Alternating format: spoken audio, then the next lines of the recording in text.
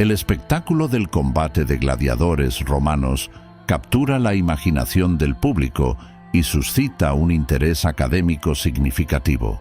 Existe una gran cantidad de evidencia arqueológica de la presencia de gladiadores y combates de gladiadores en todo el Imperio Romano en forma de anfiteatros y representaciones visuales de combates en la arena, así como complejos de entrenamiento y, ocasionalmente, los restos corporales de los propios gladiadores. La evidencia más directa e inequívoca del combate de gladiadores es el trauma en los esqueletos de aquellos que se cree que fueron gladiadores. Sin embargo, dicha evidencia es sorprendentemente limitada. El mejor ejemplo es el cementerio de gladiadores en Éfeso, en el que se excavaron un mínimo de 68 individuos. 11 de estos cuerpos mostraron evidencia de traumatismo craneal ante mortem bien curado, mientras que 10 tenían lesiones craneales sufridas alrededor del momento de la muerte. Estas lesiones se produjeron a través de una combinación de traumatismo contundente y agudo, y todas fueron consistentes con el tipo de combate interpersonal descrito o representado como habiendo tenido lugar dentro de la arena de gladiadores. Un análisis bioarqueológico posterior de los restos esqueléticos notó una dieta rica en trigo y cebada, así como la identificación tentativa del uso de una bebida de ceniza de planta registrada en textos que fue ingerida por gladiadores. En Londres, el análisis de fragmentos esqueléticos humanos del período romano de Lower Walbrook también identificó una alta prevalencia de fracturas ante mortem y perimortem curadas, incluyendo golpes contundentes en los huesos craneofaciales y lesiones por fuerza aguda en el cráneo. Aunque el contexto funerario de estos individuos no se ha vinculado específicamente a los gladiadores, los autores notan algunos paralelismos sorprendentes en el tipo y la ubicación de las lesiones con las excavadas en Éfeso. Otras evidencias bioarqueológicas incluyen huesos desarticulados de supuestos gladiadores adyacentes a un anfiteatro en Trier, Alemania, y un posible ejemplo de un individuo de Pompeya. Las marcas de mordeduras encontradas en un esqueleto descubierto en un cementerio romano de York han revelado la primera evidencia arqueológica de un combate entre un humano y un león en la antigua Roma. Este descubrimiento es la pieza final de una investigación que comenzó en 2004 y que ha arrojado luz sobre la vida y muerte de los gladiadores en una de las necrópolis mejor conservadas del mundo.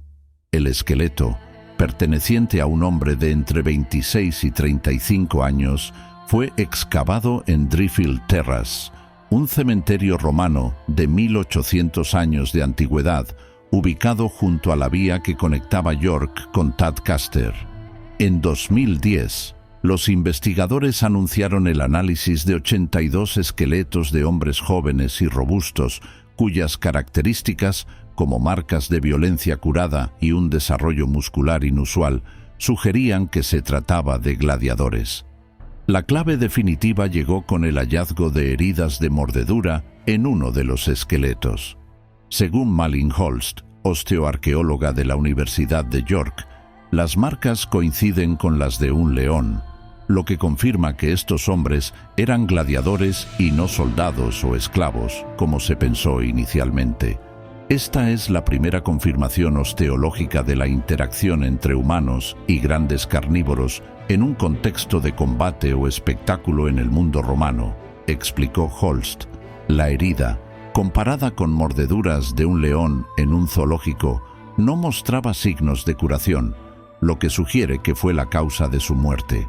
Además, el individuo fue decapitado después de fallecer, una práctica ritual cuyo propósito sigue siendo un misterio.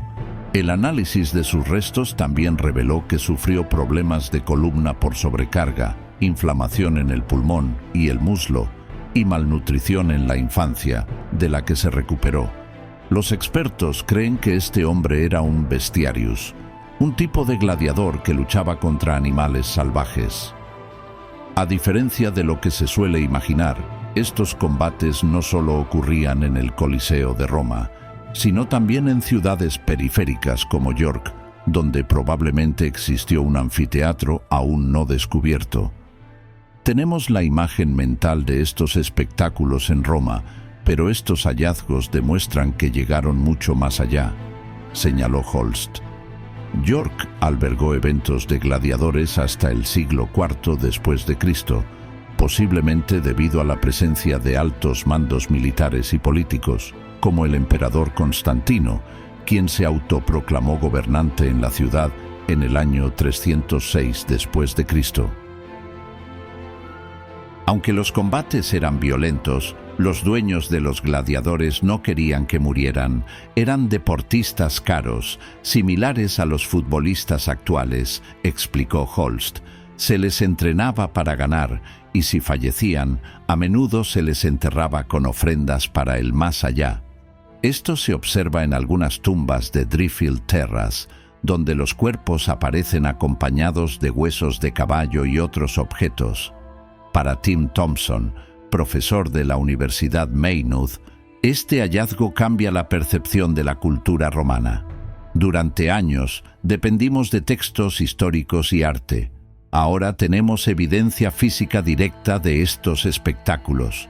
El esqueleto será exhibido en Dig, An Archaeological Adventure, un museo en St. Saviour Gate, que incluye una reconstrucción facial del gladiador.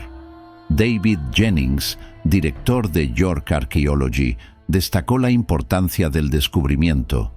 Nos da una visión extraordinaria de la vida y muerte de este hombre y refuerza las investigaciones genéticas sobre los orígenes de los enterrados aquí. Aunque nunca se sabrá qué llevó a este gladiador a la arena, su historia confirma que York fue un escenario clave de un espectáculo que, hasta ahora, solo asociábamos con Roma. La investigación, realizada en colaboración con varias universidades y expertos, cierra un capítulo que comenzó hace casi 2 décadas bajo el suelo de una antigua ciudad romana.